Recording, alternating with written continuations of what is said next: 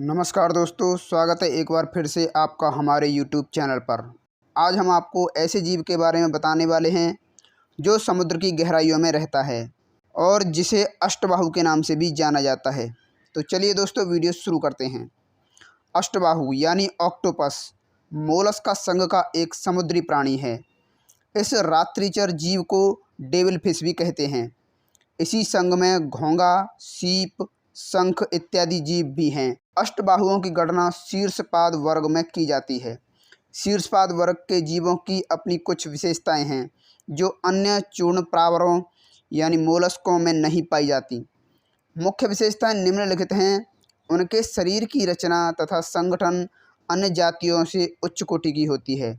वे आकार में बहुत सुडौल, बहुत तेज चलने वाले, मांसाहारी, बड़े भयानक तथा क्रूर स्वभाव के होते हैं। बहुतों में कवच बाहरी कड़ा खोल नहीं होता है। ये पृथ्वी के प्रायः सभी उष्ण समुद्रों में पाए जाते हैं। अष्टबाहु का कोमल गोलाकार या अंडाकार शरीर 10 सेंटीमीटर से लेकर करीब 20-25 फुट तक लंबा हो सकता है। इसमें कवच नहीं पाया जाता है या अविकसित होता है। इसकी 8 लचीली भुजाएं होती हैं जिनके ऊपर भीतर की ओर अवरंत चूसक की 2 पंक्तियां होती हैं। इन्हीं बाहुओं के सहारे यह आत्मरक्षा करता है या शिकार पकड़ता है। शत्रु के समीप आने पर यह काले द्रव्य का धुआं अपनी मसी ग्रंथि से निकालता है जिससे इसकी रक्षा होती है। इसके सिर पर 2 स्पष्ट नेत्र होते हैं। सिर के पश्च अधर तल पर साइफन होता है।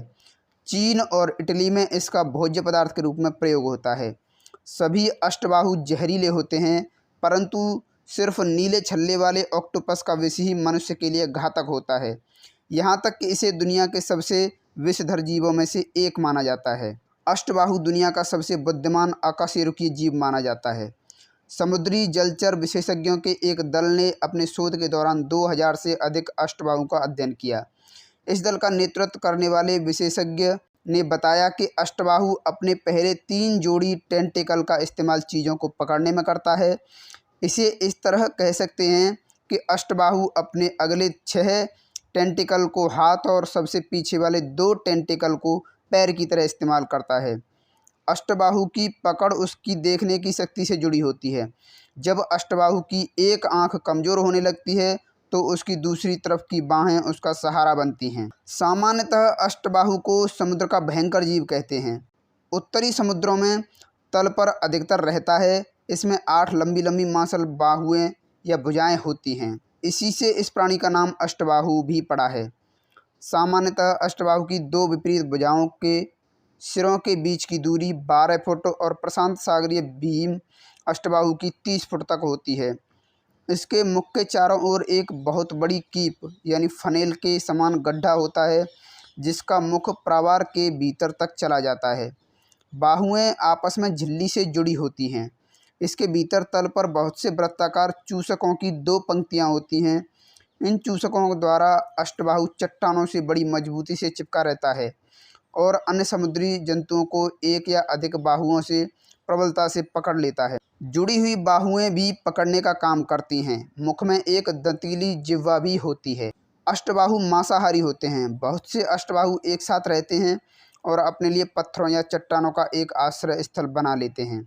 वे एक साथ रात को खाने की खोज में निकलते हैं और फिर अपने आश्रय स्थल पर लौट आते हैं।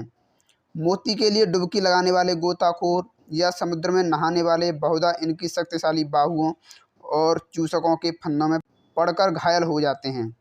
अष्टबाहु जब अपनी 8 भुजाओं को फैलाकर समुद्र तल पर रेंगता सा तैरता है तो एक बड़े मकड़े के सदृश दिखाई देता है।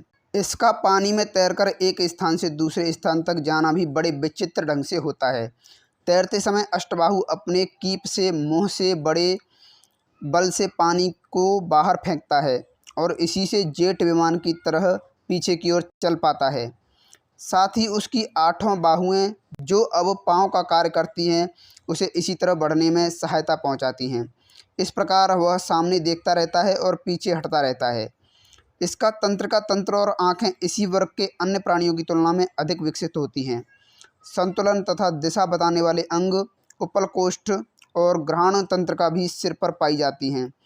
इसकी त्वचा में रंग भरी कोशिकाएं होती हैं, जिनकी सहायता से यह अपनी परिस्थिति के अनुसार रंग बदलता है। इस विशेषता से उसको बहुधा अपने शत्रुओं से बचने में सहायता मिलती है। मृदु नाविक भी अष्टबाहु जाति का प्राणी है, जो खुले समुद्र के ऊपरी तल पर तैरता पाया जाता है। मादा मृदु नाविक में एक बाह्य प्रकवच होता है। अष्टबाहु नर तथा मादा दोनों ही प्रकार के होते हैं और उसकी पिछली एक बाहु के रूप में कुछ भेद होता है। इसको निषेचांगीय बाहु कहते हैं। वह बाहु प्रजनन के लिए अंडों के निषेचन में काम आती है। नर में 2 प्रजनन ग्रंथियां और मादा में 2 प्रजनन नलियां होती हैं। सहवास में नर अपनी निषेचांगीय बाहु को, जिसमें शुक्रभर होते हैं, स्त्री की प्रावार गुहा में डालकर अपने शरीर से उस बाहु का पूर्ण विच्छेद कर देता है। बाहु के शुक्राणुओं से अंडे तब निषिक्त हो जाते हैं। मादा अपने अंडों को या तो छोटे छोटे समूहों में या एक से एक लिपटे एक डोरे के रूप में देती है और किसी बाहरी पदार्थ से लटका देती है। अंडे खाद्य पदार्थ से भरे होते हैं। इनमें विभाजन अपूर्ण होता है और जंतु के विकास में डिंब नहीं बनता है। तो दोस्तों, ये थी ऑक्टोपस के बारे में कुछ महत्वपूर्ण जानकारी। वीडियो अच्छा लगा हो तो लाइक करना, अपने दोस्तों के साथ में शेयर करना और अगर चैनल पर नए हैं तो चैनल को सब्सक्राइब करना। मिलते हैं अगले वीडियो में, तब तक के लिए जय हिंद।